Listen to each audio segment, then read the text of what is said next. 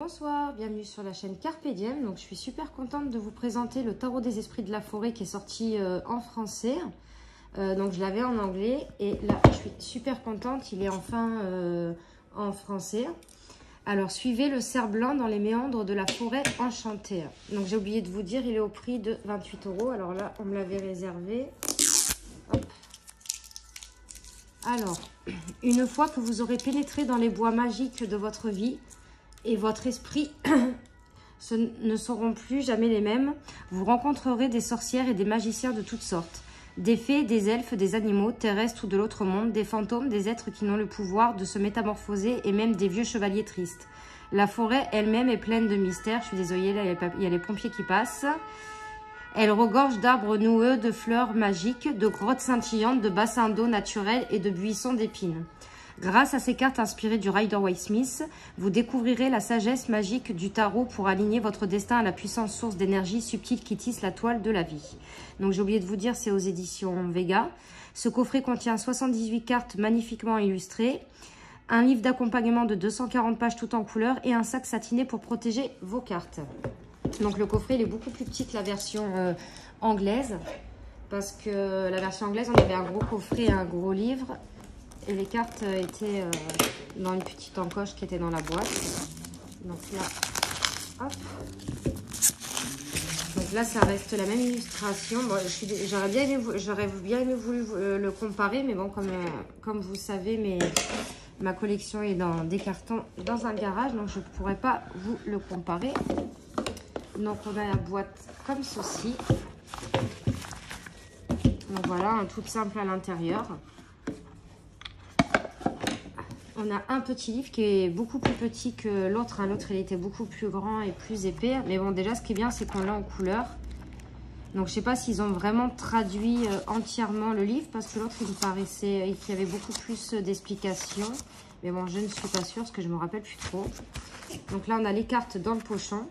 Là, ça aurait été bien qu'ils nous mettent un pochon vert, là. Ils nous mettent tout le temps les mêmes pochons, c'est dommage. Donc, on a le petit livre. Donc voilà, en 2019, c'était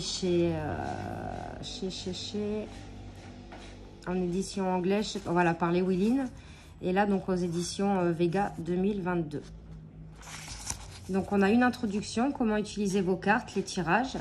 Donc on a la forêt enchantée, les arcanes majeures. Donc là, ils reprennent toutes les arcanes majeures. Donc elles ont le nom à changer, hein, le cerf blanc, l'enchanteur, le sage... il n'y a que l'ermite, la force, les amoureux, la tour qui est restée, les étoiles, le soleil et le reste ça a été changé. Après, on a les contes de la forêt des arcanes mineurs.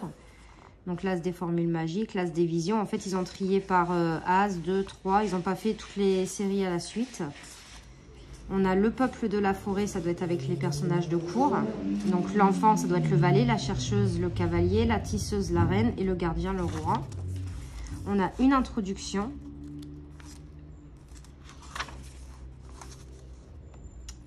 On a les bases du tarot et quelques particularités. Le voyage en forêt, les arcanes majeures.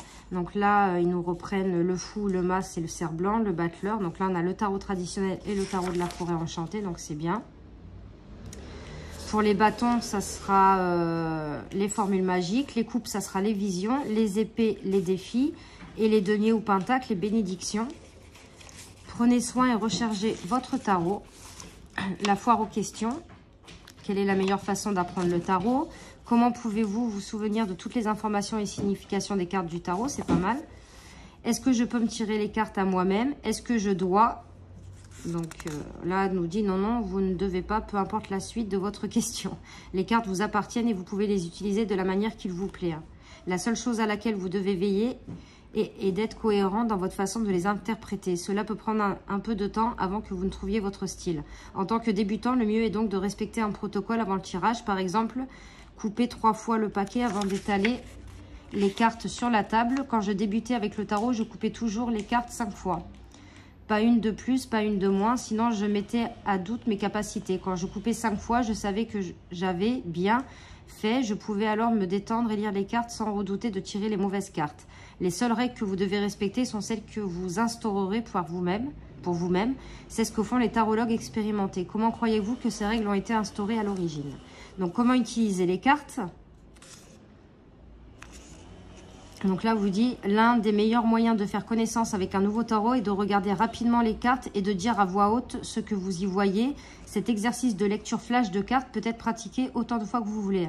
Vous découvrirez toujours plus de détails à chaque carte. Même les experts en tarot peuvent trouver un intérêt à cette technique qui les aidera à poser un regard neuf sur les cartes. Il est facile de rester ancré sur les croyances et la connaissance que vous avez de la signification de telle ou telle carte. Aussi, en parlant à haute voix et spontanément avec les cartes, vous leur permettez de vous livrer de nouveaux messages. C'est aussi une manière de mettre de côté votre esprit analytique et de laisser parler votre intuition. Car c'est bien elle qui est au cœur des arts divinatoires. Sortez donc vos cartes et regardez-les très rapidement en disant seulement la première chose qui vous vient à l'esprit. Voici un exemple de mes premières impressions sur les 5 premières cartes. Donc le cerf blanc, elle avait vu la brume qui tournoie. L'enchanteur, le hibou sur l'étagère. Le sage, de chemin. Le seigneur de la forêt, séduisant. On a plus en détail le sens des tirages des cartes.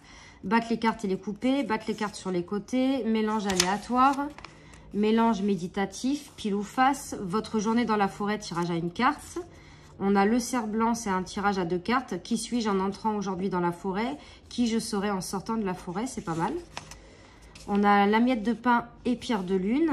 Donc le tas de gauche représente les miettes de pain, la stratégie ou l'action qui ne fonctionne, qui va pas fonctionner pour vous. Le tas de droite représente les pierres de lune, la stratégie ou l'action la plus adaptée.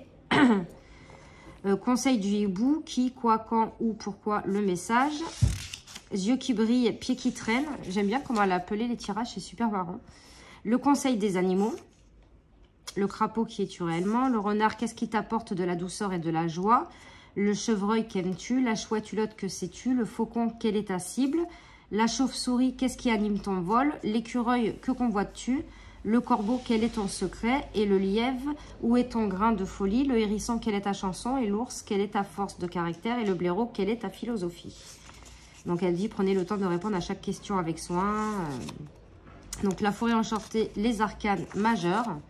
Donc si dans mes souvenirs, le livre de la version anglaise était en papier glacé.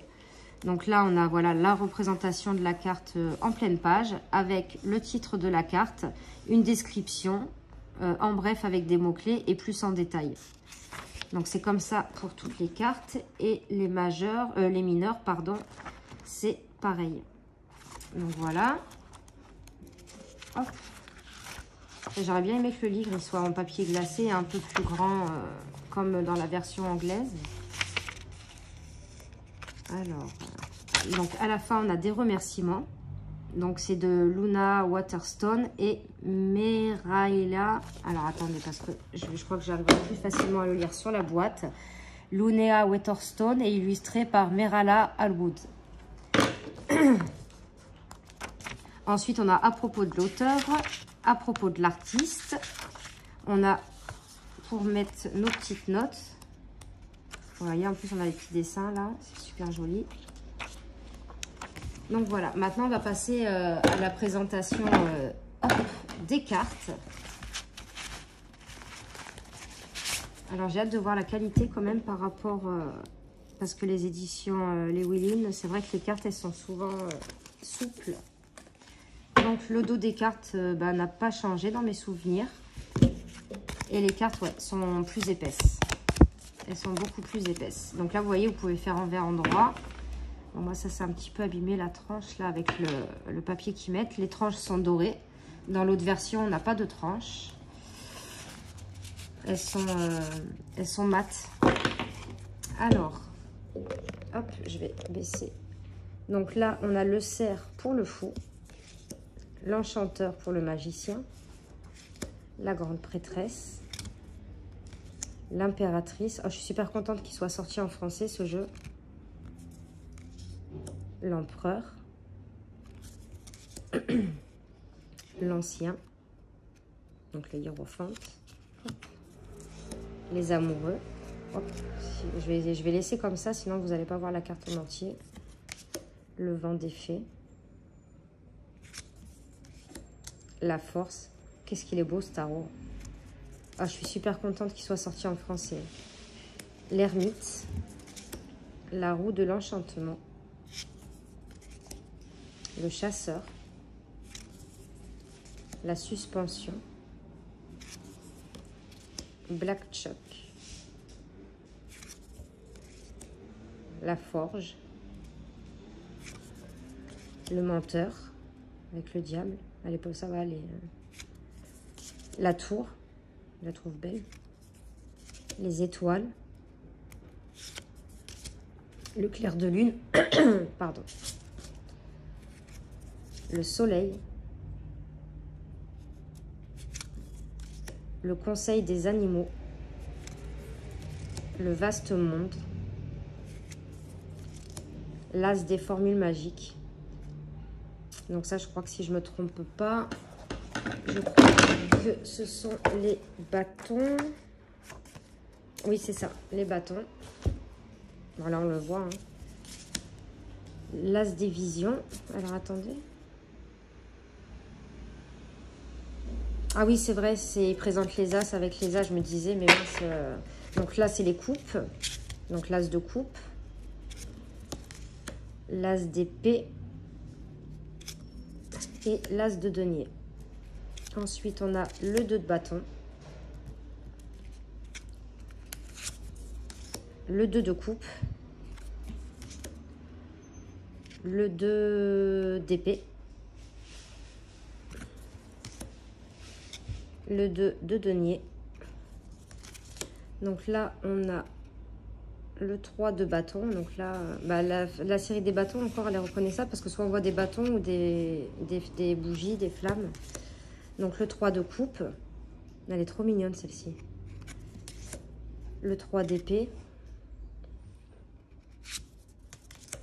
Le 3 de denier.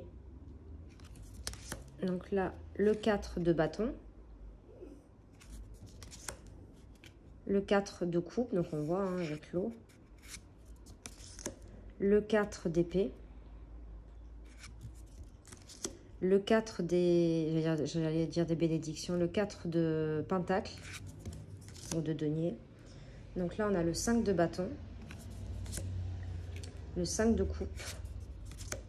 Le 5 d'épée. Donc là, c'est bien, on met le 5 des défis. Le 5 de denier. Elles sont vraiment belles, hein. Les illustrations sont magnifiques.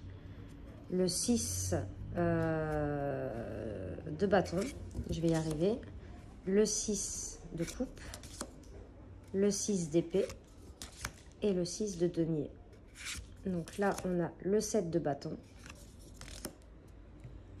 Le 7 de coupe.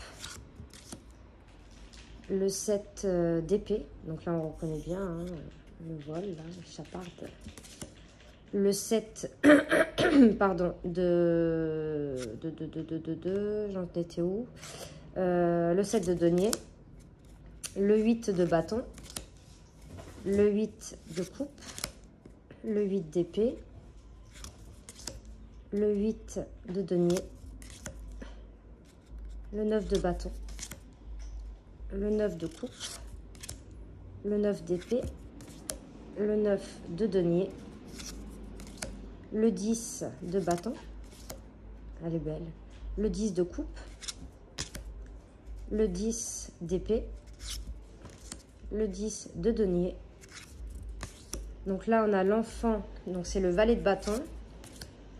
Le valet de coupe. Le valet d'épée. Le valet de denier.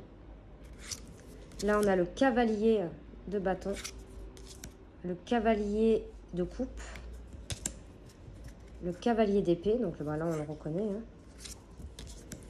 Le cavalier, non la reine pardon, de bâton.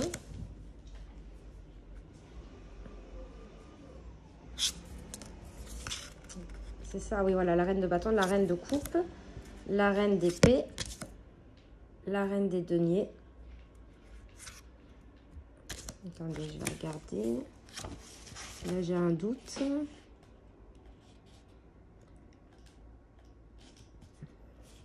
C'est là, je vous ai dit la reine des deniers. Donc, les défis, c'était... Non, la reine d'épée, pardon. La reine de denier. Le roi de bâton. le roi de coupe, le roi d'épée et le roi de denier. Donc voici pour la présentation le tarot des esprits de la forêt enchanté. Donc je vais mélanger les cartes. Alors elles se mélangent super bien. Et on va juste tirer une carte, regarder ce qu'il y a écrit dans le livre. Parce que moi je vous avoue, je m'en servais pas parce que bon, il avait l'air d'être super intéressant ce tarot. Et je ne me voyais pas traduire tout le livre. Donc du coup, je ne m'en servais pas. Donc j'ai jamais été voir...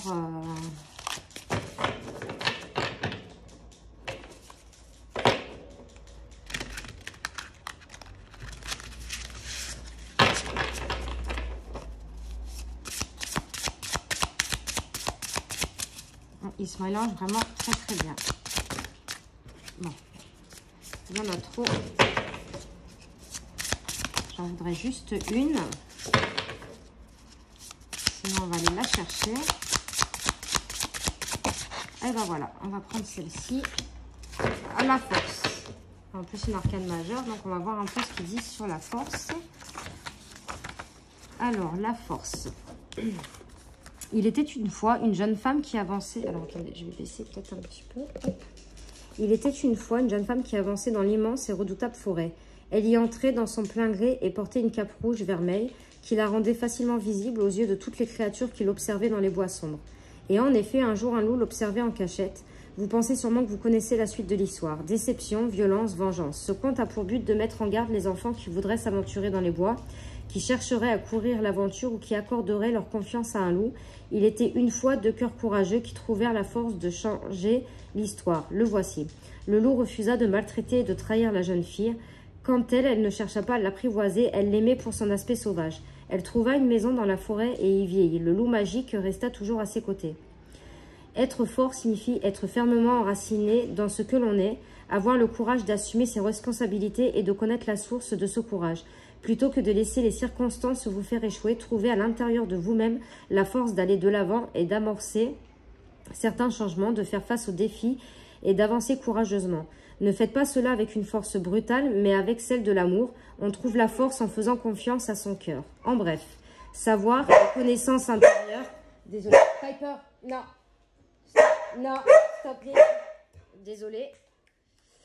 En bref, savoir et connaissance intérieure, courage et force d'âme, réserve de force intérieure, lien de loyauté et d'amour. Plus en détail, les plantes représentent sur cette carte symbolisent la force tranquille, l'amour, le calme et la pureté. Le chêne, la fleur de poirier sauvage, les violettes blanches, le stellaire et les roses sauvages. Donc voilà pour la carte de la force, une belle carte. Donc j'espère que cette vidéo vous aura plu. N'hésitez pas à mettre des commentaires et à mettre un petit pouce et à vous abonner. Et moi je vous fais de gros bisous. On se retrouve pour de prochaines vidéos. Merci.